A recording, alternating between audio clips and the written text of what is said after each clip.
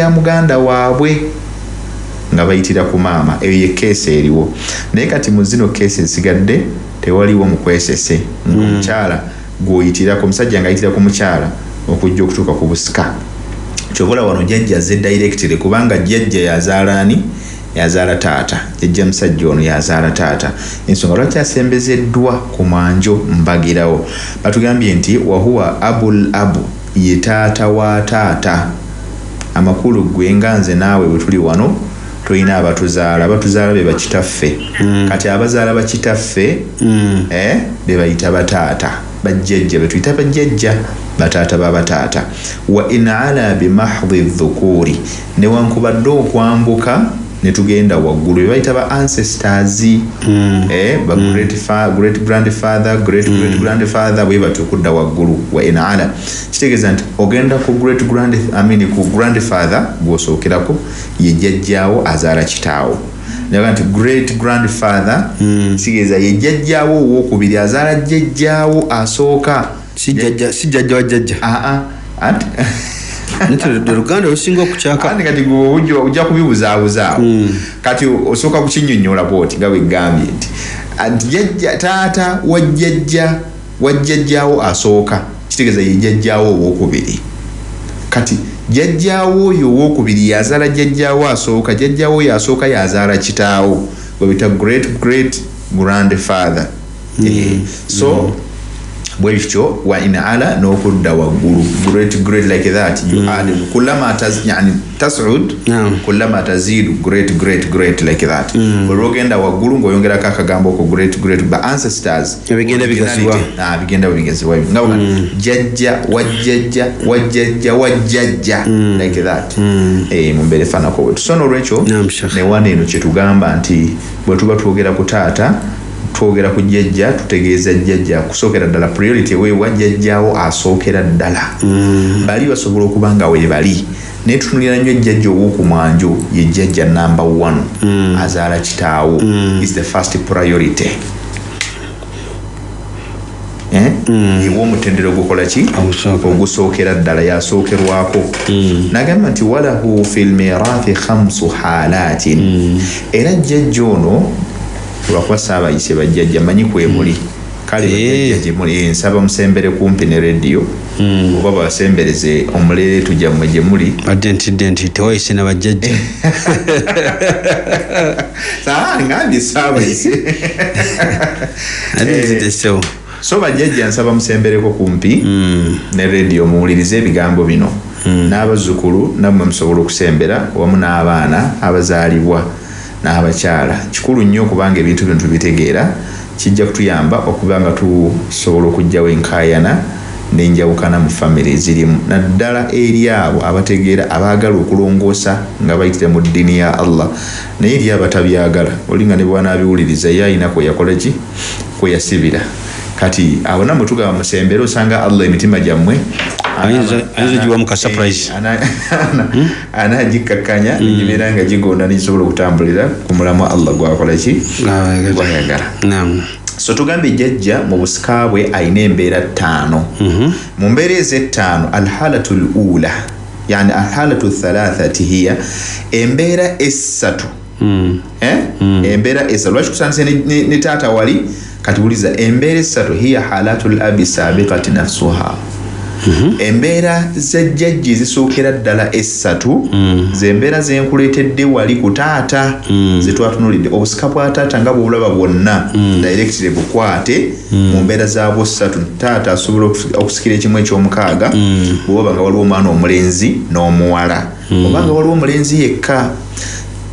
Taata era kikimu ne jjajja. Taata asobola okusikira ekimu eky'omukaaga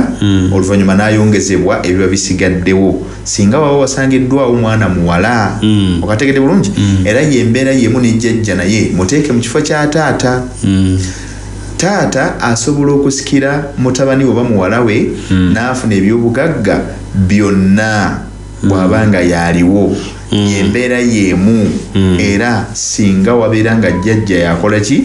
yaaliwo. era naye embeera asobola okufuna ebyobugagga ebyo byonna n'abanga yabifunye kubanga yaliwo enfarada kati ennamula ya taata n'ennamula ya jjajja mu mbeera ez'essatu nebanga ekwataganye wabula jjajja kyayawula ku taata kwe kuba nti jjajja ate yagenda n'agenda paka mu mbeera 5 kati embeera eyokuna yeno gye twongerako essatu ziwedde simanyi oba ozitegedde awo kakati ntugenda ku mbeera eyokuna embeera eyokuna hiya halatu ljaddi maa alikhwati lashiqa au li abi kakati yembeera jjajja ngazze nga tewali mwana tewaliwo bakadde ba mugenzi naye nga jjajja yaliwo jjajja mu kubaawo kwe ne wajja wabaawo abooluganda lw'omugenzi simanyi oba okitegeera manyi bwengamba abooluganda b'omugenzi oyinza okugamba nti ate jjajja yitali mu baluganda ba mugenzi nedda kyetutegeeza tugeeza nze nga nze bw'ondaba wano naawe ali eyo tulina abatuzaala bafudde owulidde naye muffe waliwo afudde naye ate nga jjajja waffe musajja akyaliwo okategedde bulungi kakati mu batuzaala bano jjajja waffe yaliwo kubanga jjajja yazaala taata mu kifo kya taata we yalibadde kati jjajja yakola ki yayimira mu kifo kye yaliwo yali mu bigere bye abaffe jjajja agenda kuziyiza nze naawe ku muganda waffe afudde nga taata bwatuziyiza oba nedda kikitugamba bagenda nti mu mbeera z'obusika jjajja waliwo olwajja nga yaliwo n'abooluganda lw'omufu naye abooluganda lw'omufu kitegeeza nti mu booluganda mmwe mulimu omu munnammwe akoze eki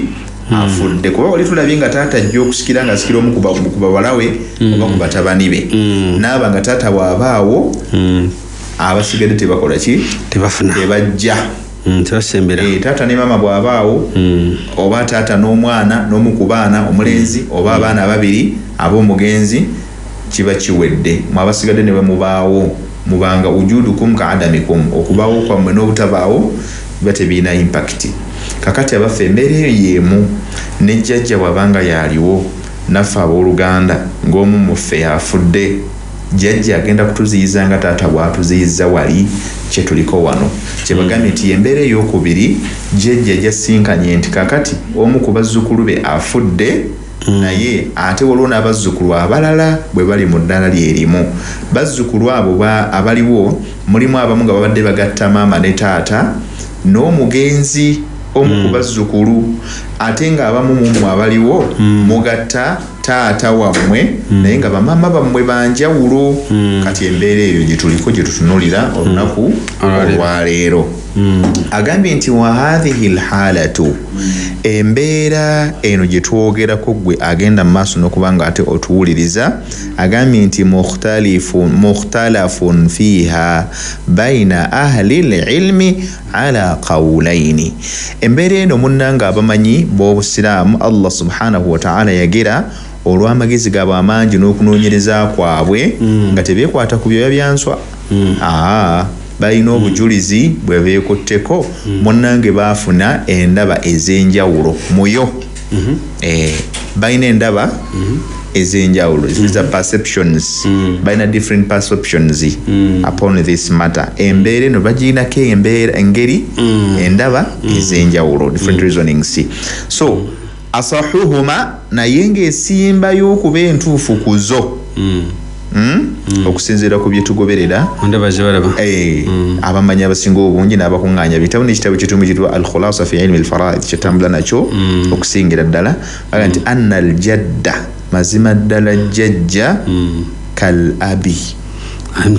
ali ddala mu kifo kya taata liannahu huwa al-aslu kubanga ye ensibuko yaani yooli ontegedde bulungi agambye nti kal abi yaati agambye kal abi yahjibu al-ikhwata min al-mirath era jjajja asobola okuziyiza abooluganda mu busika nze naawe tuli baaluganda munnaffe afudde omu ku baganda baffe naye jjajja waali kati jjajja oyo asobola okuziyiza abamu ku mmwe obutajja kusikira muganda wammwe ontegede bulungi yes nga taata bwe yali baddewo kuba gwe mmanya nti taata buli lwabanga waali muganda wammwe omu ku baganda bammwe n'afa muwala oba mulenzi mu abooluganda temwetantala tewali nawe mwenza kuyita kujja kusikira muganda wammwe oli nga taata wammwe waali tewali wemwenza kuyita era ne bumba mufunyeeko haki nti babawaddeko akantu adha min babil istihsan mbeera yakulongoosa nakukola bulungi muba muweereddwako naye nga si busika tebubeera busika obuyitibwa obusika ddala bwetumanyi obwokugabana ebintu abeera rightful okubufuna abeera taata w'omugenzi keesi eyo yeemu ne jjajja nga yaaliwo kitutunuulira n'atugamba nti walqawulu kyekigambo ekisooka ekyo ye reasoning esooka okuva mu reasoning ez'abamanyi ab'enjawulo eyokubiri walqawulu thani ekigambo ekyokubiri batugamba abamanyi innahum yarithuuna ma'ahu abalala bagamba abamanyi nti ddala kituufu jjajja asobola okubanga bw'atyo asikira owomu ku baaluganda abafudde n'abooluganda nabo basobola okujja era nabo ne beegatta ne jjajja ne basikira muganda waabwe jjajja asobola okujja ne yeegatta n'abooluganda ababa baliwo ne basikira muganda waabwe kikigambo ekyokubiri ennahum yarithuuna ma'ahu bagabana eminyago ezo ndowooza z'abamanyi nga balina obujulizi bwabwe bwebakola ki bwebeesembesa abajjajja abasibirayo endowooza eyokubiri egamba nti bonna bajje anna aljadda agambe nti nabatugamba nti innahum yarithuuna maahu ala kaifiyatin sayati insha allahu bayanuha naye tujja kulaba engeri butya bwe bajja ku ngeri ezo abamanyi gye bajja batunyonnyola gye tunaba tugenda eyo maaso insha allah tujja kusobola okuba nga tuziraba zitegeerere ddala ddi lwe bajja biidhinillahi tabarakahu wa taala eyo tujja giraba mu mulyango oguyitibwa baabu mabahathi madha tawrithi aljaddi maa alikhwa obusika obw'okusembeza abooluganda wamu nejjajja mu busika bwa mulundi gumu kakati embeera eyo neebanga bwetyo bwe tugikomeza y'embeera eyokuna embeera eyokutaano embeera eyokutaano yeeno eyajjajja mu busika bwe agambye nti halatul hajibi halatul hajibi kitegeeza wano mu lulimi olwa faraid olw'obusika bw'obusiraamu islamic inheritance kitegeeza okuziyizibwa oba okuziyizibwa oba okuziyiza kirimu emirundi ebiri alhajib imma an takuna anta almahjub au an takuna anta alhajib gwozibye oba goggaliddeyo oba gwe baggaliddeyo mu mbeera efaanako bwetyo naye tojja kufuna waliwo akusembedde ng'ate akusinga ddaala lino kuba lugenda mu madaala akusinga eddaala buli bwabaawo wekyansiziza okusembera kuziba tewali nagamba nti fa inna aljadda yuhjabu bil abi jjajja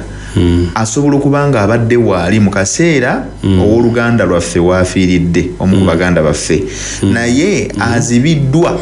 azibiddwa mmere emuzibye olwaki olw'okuba nti taata abeera waali taata atuzaala buli lwabanga waali jjajja talina walabikira okategere bulungi banga waliyo jjajja yagamba kati singa saalinze oyo omuzukulu yalibaddewo omuzukulu yali bikoze n'ebyo byebugaga byalina ng'ani gwe musuula nabategedde kakati ekyo allah subhanahu wataala yateekateeka bino taata wankizo buli lwabanga waali ku jjajja naye ate jjajja naye abeera wankizo nnyo okusinga abasigadde nga taata takola ki taata taliiwo kakati wano jjajja buli taata lwabaawo jjajja aba aziyiziddwa tewali tetusobola mutonolamu aba talina mugabo ku maali ya mugenzi wa bikulli jaddin aqrabu lilmayit si ye jjajja yekka oyo azaala taata wabula na buli jjajja yenna ayitibwa jjajja ali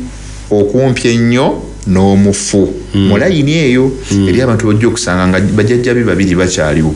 aga nti jjajja azaala taata waali ne jjajja azaala jjajja naye waali namulabako omusajja wange Haji Lugoloobi mashallah n'agamba jjajja wa jjajja we nawe bali olabye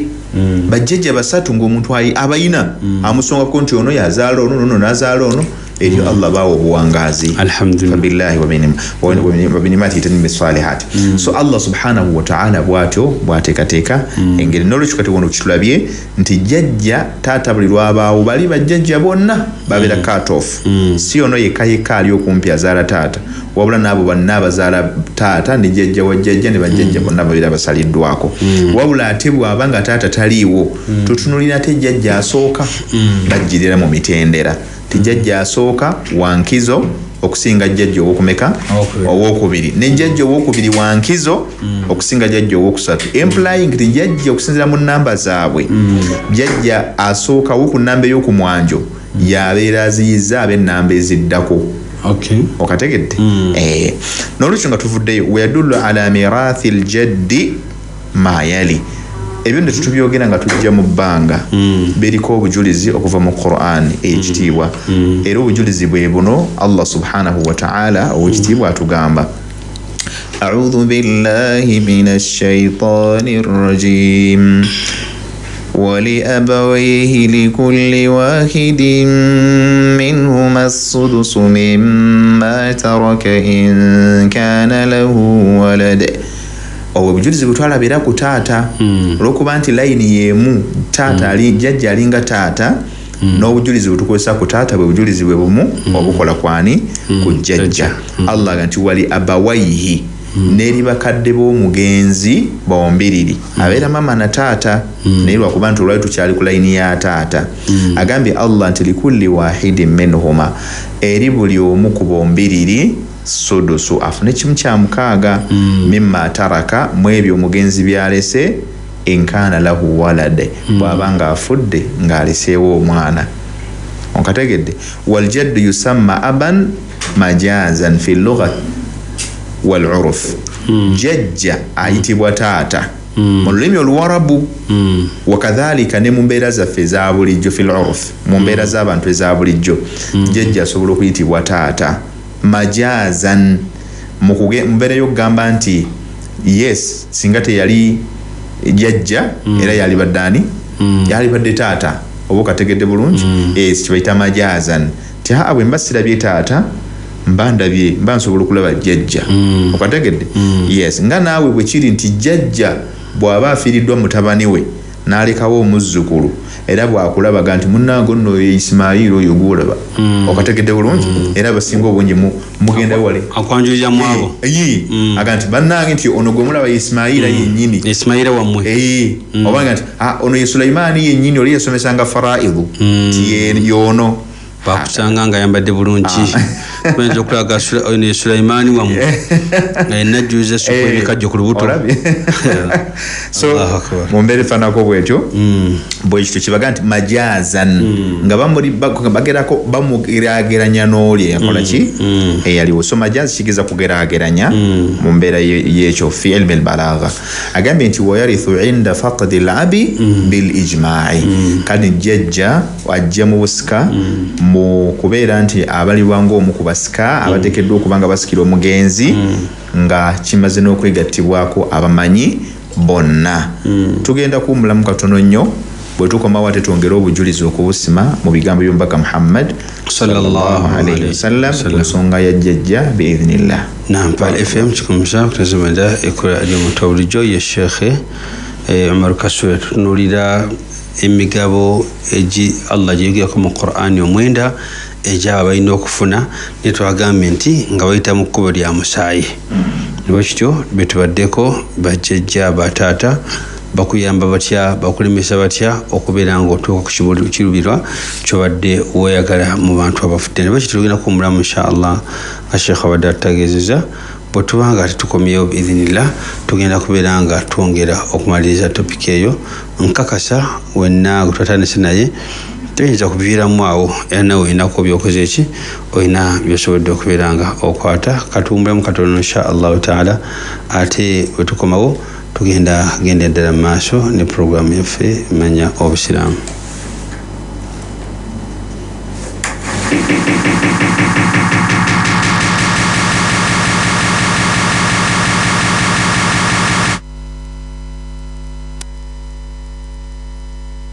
Okwebaza okubeera ng'okyekumira ku Pal FM 95.9 ekwali omuntu wa bulijjo program manya obusiraamu. Tuli mu maali abasika mukadde waffe Sheikh Umar Kasuli atuuse dda era abadde atusomesa otuwumuliddemu okugenda mu bubaka oba mu bulango bw'abakama ffe. Tubeebaza mwenna abakadde olutuuka ne muteekayo ebirowoozo byammwe okubeera nga musoma. Muganda wange Sheikh Muzaffar Dembe imaamu awo sebo nkwebaza okubeera nga weerekereza n'obeera nga osoma n'obaako byoyagala okubeera byoyongera kate gwe imaamu olina okusoma ebintu bino kubanga ebiziba kibooko zituukira ku ggwe. Kati bw'otasoma bintu bino gwe kennyini oba nga weetuusaako emisiiba bajja kubuuza ogenda nonye essimu ya Sheikh Umar Kasule nga teriiko ate nga aba bananyini ebintu bwe bali awo. Nabwe kityo tukwebaza okubeerako Imam Hussein Mende, nawe tukwebaza okubeerako namwenna abaliko be twatandise nabo. Twongera obakyukiza nti programu eno etandika ssaawa 3:30 paka ssaawa 5. Nabwe kityo waliwo abaali bagimanyira ku ssaawa 4 naye abaatuuse naye tubajjukiza nti twayongeramu ku budde olw'okusaba kw'abangi ne tubeera nga twongera okulaba nga omuntu ayongera okufiiramu ddala ate ekisinga ku ekyo kyabadde ng'amanyi biidhnillahi taala. Ekitongole kya Islamic Center for Education and Research nga bayita wamu naweza ba Pal FM bongera okusaba omuntu yenna ali eyo ng'olinawo ky'osobola okubeera ng'ogabirwa yenna muganda wo gw'amanyi ali mbwetaavu naddala bafudde mu lutalo lw'e Sudan. Olugoye, sabuni, sukali, biki byonna bo beetaavu bambi gye biri. Osobitwala ku ofiisi yaffe oba n'obitwala ebiziga mu ofiisi za Islamic Center for Information and Research bajja kubeera nga babyaniriza ate babitwale ku abo abasinga okuba nga babyetaaga. Si byangu ddala supply bano ddala abalungi mu kubeera nga batuusaako amata amalungi agatali mu muzigo agatali mu mazzi. Bagamba nti gwayagala omuzigo bagulina ayagala bonga n'ebisigadde webiri genda ku ofiisi enkulu Nateete awo kumpi n'ebitaala ate w'ekibiina Masuwa Masanafu Kasenge Kabuwa Nsangi Kibumbiro Kawoko Katwende Jiwamuli Kiraka nawe bajja kubeera nga bakutuusaako kubanga balinayo ofiisi zaabwe eyo. Bakubire ku 0702289866 ojja kuba bafunye bulungi abaasibyangu Daily Supply. Prestige Margarine siyajiwa mulimba w'omesa emigaati ngalimu ekiriisa ekiri mu mubiri mu babekeri wamu nammwe abagenda kuwasa ajja bayamba ku mbeera y'okukekkereza. Omusanga mu maduuka ne Maxes guli okumpi so gwali mu kikuubo genda ku Chapa General Enterprises opposite Nabo Circuit ojja kufuna bulungi Prestige Margarine wo. So Pastor Nursery Primary School Seminadeni Boarding liva ku Nursery Park Family 7 ndiri wayonjo ddala family kisande omwana okubeera nga asomeramu gwoye nena kyayina omwana primary bagamye mutwaleyo so nga ate basobola okubeera nga bamukubangulira paka lwanavaayo. Bakwera ku 0702105853 oba 0752799345 basangibwa ku kkubo kwennyininyini Center Mukono Jinja Highway ojja kubanga obafunye bulungi nnyo. Islamic University in Uganda Females Campus nga baita okwewandiisa mu intake ya September mu kosi ya Law Education Mascom BLT BBS n'endala nyingi ddala ku ddaala ya certificate degree masters of degree so nga gwatafuna principal pass bagamba nawe jangu bajja kubeera nga abafune bakunyiga nawe osomende banno obeeko nekyogera mu simuno. Hijja ne umra yenna agadde akyanamidde okukola hijja wa umra bagambye omukisa weguli genda babeere nga bakutwala bakufuna okutwala abantu Makka ne Madina okukola hajji ne umra bakodde omukisa okukola emikolo gino gyonna ku bbeeyi entono balina umra ya Desemba ne Sheikh abalungi abakuddala ebyensula birungi visa ne bisigadde bakolako bulungi basangibwa ku Masjid Musa ko Hotel Africana oyinza n'obakubira ko 0700 na 13 ojja kuba bafunye bulungi aba Hijja and Umrah Services. Bwetuvaayo eyo nkakasa gwe wenna wetwatandikidde wetwawumulidde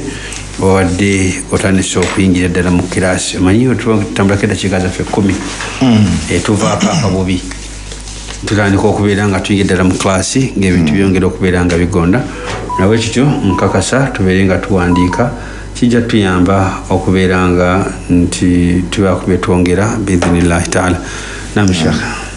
نعم بسم الله وفي الله وعلى الله فليتوكل المتوكلون وما بعد. السلام عليكم ورحمة الله وبركاته. وعليكم السلام. tutambuddeko nga tulaba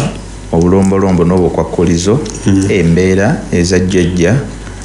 w'omugenzi singa kitaawe abataliiwo.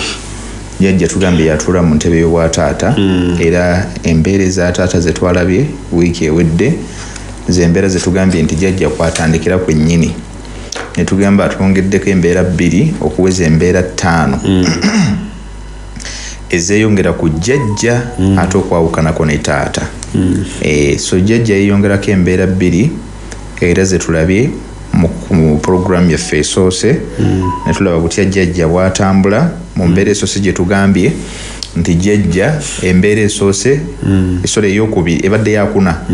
mwezi ezeeyongera ku jjajja. So egambye nti jjajja singa azze n'abooluganda kitegeeza taata taliiwo naye jjajja yaaliwo ow'omugenzi wamu n'abooluganda. Ey'okubiri gye tusembeyo nayo y'ey'okuziyizibwa kwa jjajja mu busika completely. Ani amuziyiza naye tumulabye aziyiza jjajja ye taata w'omugenzi. Taata w'omugenzi bwe lwaba nga waali jjajja tewaliwo wayinza kwesolosa kuyingira mu busika tabeera mu basika talina wayinza kubuuka mutabani we kuyingira ate mu busika mbeera efaanako bwetyo. N'obujulizi bwe tutyo ne tubulaba okuva mu Qur'ani ekitiibwa kkiriza ate tulabeyo obujulizi obumu okuva mu hadith zumbaka Muhammad sallallahu alayhi wasallam atugamba واشتيب صلى الله عليه وسلم حديث يليتبوا أنت ما رواه عمران بن حسين. عمران بن حسين عليه توانو وجلزي ناقنت رضي الله تعالى عنه الله سمكويه أن رجلا أتى النبي صلى الله عليه وسلم ومسجى يجند للنبي صلى الله عليه وسلم فقال نام جنبه إن ابني مات. يا رسول الله متبني وانجي يفا inna ibni mata mutabani wange yafa. Tagambye nti mutabani we manyi oba okitegeera kitegeeza nti muzzukulu we. So muzzukulu wange yafa famaali min mirathihi bw'abanga muzzukulu wange yafa famaali min mirathihi nfuna kyenkana kiki kyenfunako ku bibye. I wish singa ffenna twaliwe tutyo naye abantu wano naye wala naye kanjogere wano waffe mu Uganda abantu muntu bwafa munnange bakuba gudiikudde oli tayinza nakujja kubuuza kumanya nti bannaaye embeera bweti ne bweti eriwo naye nkoze ndaze nganze ninamu akantu kino tukiyiga tufunemu ekyokuyiga abantu abali abatuwuliriza. Abantu bangi osangayo basenga nga balwa n'ebyobugagga bya mwannyinaawe yafudde omulamu afudde naye ate nga mwannyinaabwe alina abaana oba okategeera kati ekyo kiba simanyi bangiyite ntya mu ddiini tekikkirizibwa kikyamu. Abaana buli obeerawo beba bannannyini properties gwe tolinawo oyingiramu atali mwana mu mbeera efaanako bwetyo okuggyako abali exceptional obusiraamu bwe balondamu nti bano bankizo ab'enkizo era nga n'enkizo yaabwe etunuulikika. Kati omuntu nga tonnaba kuva eri kugujubanira bya bugagga bya muntu ne waba alese byenkanawa sooka omanye olinamu omugabo awo ndo kantwala opportunity bagamba nti ofisi weeri Kawempe wali ya Islamic Inheritance Consultants Limited. So nga n'ennamba ze tubawo ku masimu osobola okuziyitako n'ojja n'osobola okumanya ensonga ezo. Kale nga tuvuddeyo eyo Imran ibn Husayn gwe tuliko azze atunnyonnyola ku musajja omukadde eyajja eri omubaka Muhammad sallallahu alaihi wasallama ng'amubuuza ku nsonga ezo. Amugamba nti mutabani wange yafa muzzukulu wange omulenzi famaali min mirathihi naye nze mmusikirako ki mufunako ki. Faqaala nabbi n'amugamba ebigambo bino wammanga mwati laka sudusu olina kimu kya mukaaga omali sudusu eyo si gye twawadde taata ng'omwana waali nga waliwo omwana yamugamba nti laka asudusu olinamu kimu kya mukaaga falamma adibara nabbi bwe yamala omugamu omusajja oyo famasha yatambula n'akola ki falamma adibara yatambula n'akuba amabega neyeyongerayo da'ahu nabbi n'amukoowoola n'amugamba wange sooka okomewo faqaala n'amugamba ebigambo bino ng'akomyewo nti laka sudusun akhar olinamu n'ekimu eky'omukaaga ekirala laka sudusu al akhar musooka yamugambye nti laka sudusu olinamu kimu kya mukaaga ekyokinamuzamu laka sudusun akharin olinamu n'ekimu eky'omukaaga ekirala falamma adibar omusajja bwe yamala ozalwa nti biweddeyo n'atambula akole ki agende falamma adibara bw'amala okutambula okugenda fada'ahu nabbi n'amuyita omulundi omulala faqaala n'amugamba ebigambo nti inna sudusa al akhar ekimu eky'omukaaga kiri ekirala ekikuweeredde eky'omulundi ogwokubiri tu'matun mamana tu'matun min kalimati ta'am eyo support kukulabirira okategedde bulungi asudusu al awwal fard mugabo gwateeka gwoteekeddwa okufuna wa amma sudusu than tu'matun maanahu kukulabirira kukukwatirako mu mbeera z'obulamu obwo bw'atyo nabbi sallallahu alayhi wa sallam bwe yamukola ki bwe yamulamula mu mbeera efaanako bw'ekyo tayib obujulizi obulala bwetwongera ku nsonga eyo yajjajja mu kulambulula obusika bwe ijma'u sahaba basahaba beegatta ku nsonga eyo tebaajawukanako aga radiyallahu ta'ala anhu ala anna aljadda yarithu inda adami wujudi al-abi bonna basahaba teri yakyawukanako nti jjajja ali omu ku basika abasikira omuntu yenna aba talina kitaawe onkategedde bulungi ekyo bakyegattako qala al-imam ibn al-munzir agamba rahmatullahi alayhi ajma'a ahlu al-ilm min ashabi rasulillah sallallahu alayhi wasallama ala anna al-jadda aba al-abi bonna bakikakasa bagamba ibn al-munzir agamba nti bonna basahaba bakikakasa nti jjajja ye kitaawe wa taata la yahjibuhu an al-mirathi ghayru al-abi atayina muziyiza mu busika okujja ku taata simanyi bwe kitegeera banna basahaba bakimanyi basahaba be bali abajja abayonka ku nabbi irimu bagamba nti bakikakasa teri n'omu yakyawukanako nti jjajja yazaala taata era ne bakitegeeza nti jjajja aziyizibwa mu busika na muntu omu yekka ye taata nga waali wa anzilu ljadda bilhajibi wa anzilu ljadda bilhajibi walmirathi manzilata alabi fi jamii almawadhi'i kyava tugamba nti kale nabwe kityo jjajja mumuteekenga mussa mu mbeera y'okuziyiza oba obutaziyizibwa walmirathi naddala n'embeera ez'obusika manzilata al-abi fi jamii al-mawadhi mu mbeera z'obusika bwe kijja mu mbeera y'okuba nga tuli mu busika mu bifo byonna mu ngabanya yonna mu nteekulula yonna jjajja mumuteeke nga mu ssali erimu nga bwe mumuteeka taata ekitegeeza nti wano jjajja mu bigambo bya ibn al-munzir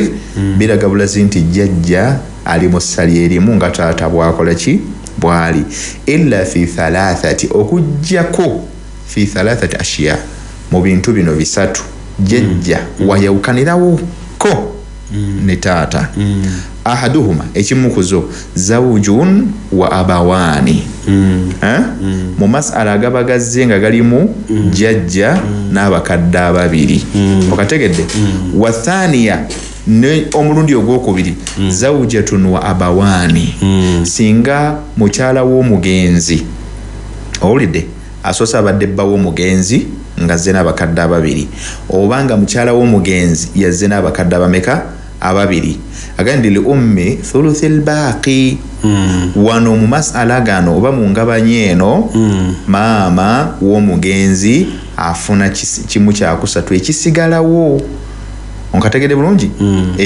mu ngabanye eyo fihima ma'al abi nga bazze bombiri ne taata mu ngabanye eyo wa thuluthu jami'il mali law kana makana al abi jaddun agambye nti n'ekimwe wa thuluthu jami'il mali n'ekimwe ekyokusatu ky'ebyobugagga law kana makana al abi jaddun singa jjajja yabadde ate taata oba okategedde ekitegeeza nti taata yafa nga jjajja yakola ki yaliwo wa thalitha ekifo ekyokusatu oba ekifo ekyokusatu nga bwe tuyogedde ikhtalafu fil jaddi ma'al ikhwa wal akhawati li abawaini aw li abi bawulama bayawukana ate bw'abanga jjajja zze n'abaluganda abooluganda b'omugenzi si nsonga bagatta naye maama ne taata oba bawula bamaama nga taata y'omu wala khilafa bainahum fi madha fi isqatihi banil ikhwa wa waladil ummi wabula tebalina njawukana kuba nti jjajja ate asuula banil ikhwa abaana babaganda b'omugenzi kigeza nze bwe mbanga tuli baluganda naawe atuwuliriza tuzadde abaana omu kufa afudde naye ate jjajja waali tewaliiwo asobola kubanga ate aziyiza jjajja mu bazzukulu abatali ffe kakati ekyo ne batugamba nti jjajjaawe asigala w'amaanyi wa auladil ummi era bana abaganda baffe maama baba yazaala gye yabazaala eyo tebasobola kubanga ate baziyizaani jjajja era jjajja nabo abasuula jjajja w'amaanyi baganda baffe maama be yazaala mu taata omulala tebasobola kujja nga muganda waffe yafudde sayidi eno nga jjajja waali kyetugamba nti mu bulombolombo bw'okujja kw'abaana ba maama adamu wujudul asli min adh-dhukuri tewateekeddwa kubaawo kikolo mu bikolo eby'abasajja eby'omugenzi then ekisemberayo ddala dhakarahum wa unthahum si nsonga baana bawala oba balenzi bonna jjajja abasuula engeri budde gye butambudde kkiriza tulekeyo akadde k'amasimu ku mulundi ogujja tugenda kulaba insha allah obusika bwa maama naye nga tetunnabuyingiramu tujja kusooka tutunuulire ma yukhalifu mirathu ljaddi miratha al abi okategedde bulungi ebyawula obusika bwa taata ku busika bwa jjajja ensonga ezo ziri 5 tujja kuziraba ze tujja okutandikirako oluvannyuma butereevu tuyingira ate mu busika obwa maama barakallahu fiikum jazakumullahu khairi FM kikomusama nazimunda ekola ery'obutuba bulijjo tutunuulira obusika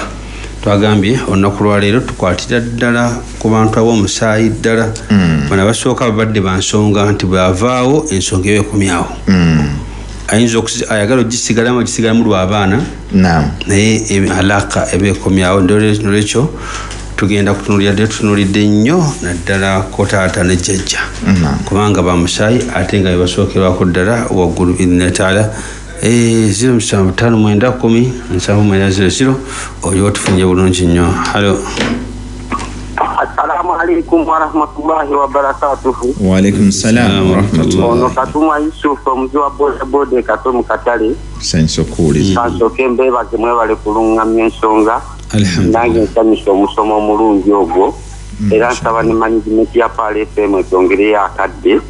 Kubanga ekyamazima seeke kituuseewo. Ebyenfuna bifuukidde abantu ekyambika. Oli bamuwa obusika baseeka. Babanga gwe bawadde eggulu n'atandika otunda ekintu kimu ku kimu leero wabaawo ng'alina omukulu w'ekikago atwatagana naye naye nga yovuddeyo seeka kijja kuba mulungi omu n'ebibuzo byange biri bibiri ekibuuzo ekisooka seeka njagala okintangaze muŋanze Katuma Yusufu omuza bodaboda Katomu Katale nsobola okulamira omwana gwe ndabye ebbali ng'akoze obulungi bwonna ng'emirimu agikoze bulungi ng'ati ekidduka kyange ekyo n'ennyumba yange eryekka yazeetwalibwa omwana oyo wadde sinza amuzaala ekibuzo ekyokubiri seeka nga si gwamuzaala si wa musaayi gwo okay kale ekibuzo ekyokubiri seeka ekyokubiri kyokka seeka kyekasema ngenda kuyita mu bufunze alinawo ku maali gamba ennyumba eno ngiwaddeyo ku lw'obusiraamu oba ekifo kino kiwadde ku lw'obusiraamu bazimbemu omuzikiti lwaki atwamala okufa abaana bano baddayo ate ne bajjayo omuzikiti guli ne bagutuluza pakuwano uwakanakumpera biniya kintu ekyo kikirizibwa Katuma Yusuf omuza bodaboda kato mukatali kabisa Katuma Yusuf abadde asoma now katandikire ku bibuzo bya Katuma Yusuf bibuzo no bikulu ddala agambye okulamira omwana oyo nga si wa musaayigo mathalan ndi wano oli wanaawuliriza obadde ogenda okufa noga nti ennyumba yange motoka yange biwadde omwana gundi ekyo mu Busiraamu oba olina ensalosalo z'obuuse kirungi kyalibadde kirungi era kirungi naye oba olina ensalo z'okoze eki z'obuuse okusookera ddala sooka omanye ebyobugagga byo byenkana ki omanye kyogenda okugaba kyenkana ki kuba Obusiraamu bwatukkiriza okugaba kuba twasoma hadithi bwe twali tusoma Enyanjula ne tugamba nti Nabbi sallallahu alayhi wasallam yatugamba inna Allaha tasaddaqa alaykum thulutha amwalikum inda bautikum Nabbi sallallahu alayhi wasallam yategeeza nti Allah subhanahu wa ta'ala yatusaddakira ku maali yaffe ekimu ekyokusatu kyayo mu kaseera nga tugenda kuva mu bulamu bw'ensi emaali eyo gy'olina si yiyo ya Allah n'olwekyo Allah yakudirectinga biki byeyina okukola kakati n'olwekyo Allah yatuwaako nagga nti kati bw'obanga oli wakugaba nga Katuma bwagambye nti njagala kulamirako omwana gwe sizaala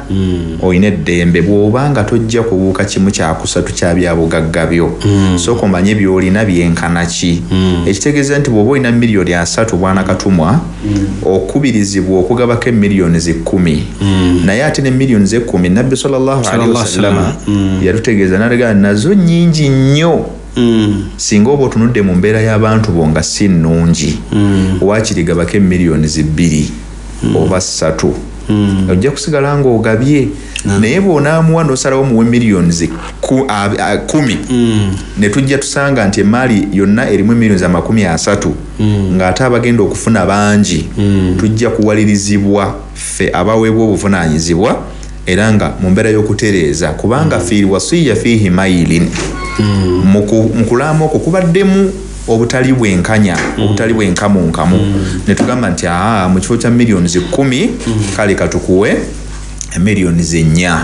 emiliyoni omukaaga ezisigadde tuzongere ku maali y'abaki y'abasika then ekibuuzo ekyokubiri nakyo kifaanaganako nekiri ono gambye gwe bawadde okugabira Obusiraamu gwe bawadde afunye oba omuntu n'abeera ng'emaali yagambye kagigabira abaki Obusiraamu era nakyo kyefaananyiriza nekiri kyenkugambye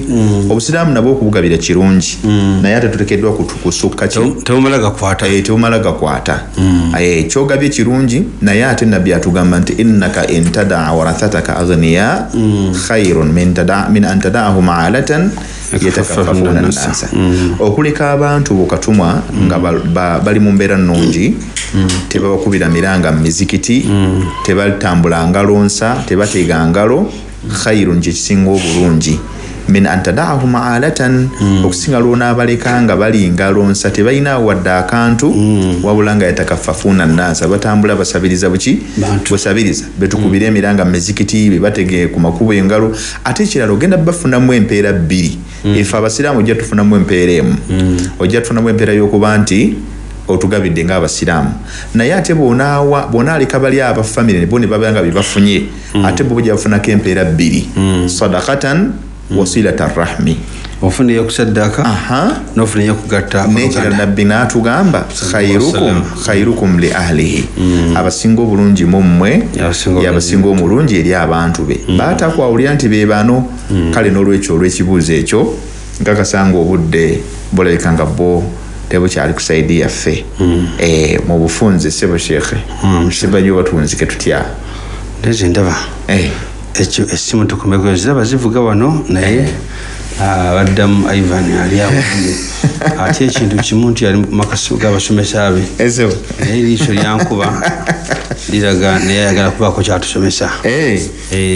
inshallah pale FM kikumisa kunazimenda ekula eri omuntu wa bulijjo twebaza okufera twatandikidde paka wetukumire mukadde waffe Sheikh Omar Kasule esimu nzirawo wano naye obudde wallahi bwetukudde buweddeyo mukkirize Sheikh abeere nga atutumirako n'okutwongera tusabira ku dduwa mashallah so mukirize bannange nsooke mbeebaze mwenna betambudde nammwe nyongera bagamba nti insha allah somo tugubeereko ojja kugufunamu oyongera okugutegeera jangu ubuuze ku ofisi zaffe wali ekawempe sobole okweyongera okumanya mu mbeera zonna ebikwatagana ku nsonga ey'obusika kale nga tuwunzika omulundi ogwaggwa sheekha na kuintroducingira batandikawo program ey'okukwasa abantu Quran wamu n'okusoma primary ey'eddiini ey'obuisiraamu